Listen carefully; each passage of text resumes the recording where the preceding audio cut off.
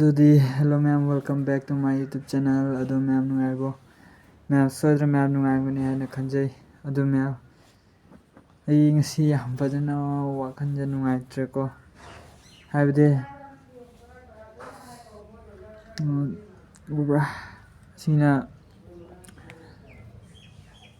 kamaina kaino su khangde ko aina phone je yingaida imanaba ma laaga hare nangi phone je kaira mane khol mane mana haramdade ai su khangoi ko kamai tawino kasumju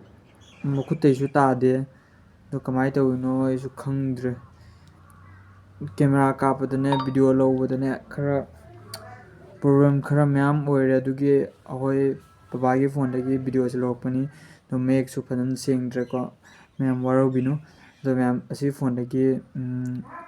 video lowraga kamai tawi myam da su yingalake myam ai mobile duna video lowrimi side ta pura keno ina kai se myam ubibra abde khara keno oire ngauthokna leireba asini foreign kamai tawdeba khangdra myam mobile se komi halake tu asi se siga light yawbse asi su kapa yadra adugi singi changai pura yadra myam asina mamangi camera dagi kapjabani ko maning camera do yadra aina si ubaka aina phone imanabada habidi imanabate habidi akoi yambaneba akoi khungi yamba mana maunde lokpaneba mai dukan de manda kuda call tawre smai tawi kholaina mandi glass se phangba wai kholen hari adugi pura cover do maningi cover do adu aina sinbasu yaiba sinba yabado adudo tangiba adu tangi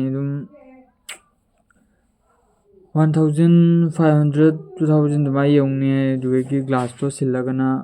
khangdi adudi haite ma kharani ti sum paina ko keno toroke ma hangnarake kharani se myam video lepani kaina maramdi myam khangedra dune yam thina wakhanju nungayodre kai haini myam kana wakhan nungaitre myam mobile asi semakpa matungda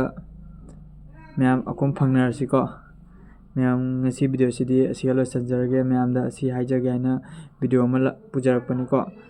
myam nanaugi video sidi like share subscribe amsung comment tawbiramu nanaubu support tawbiu myam bye bye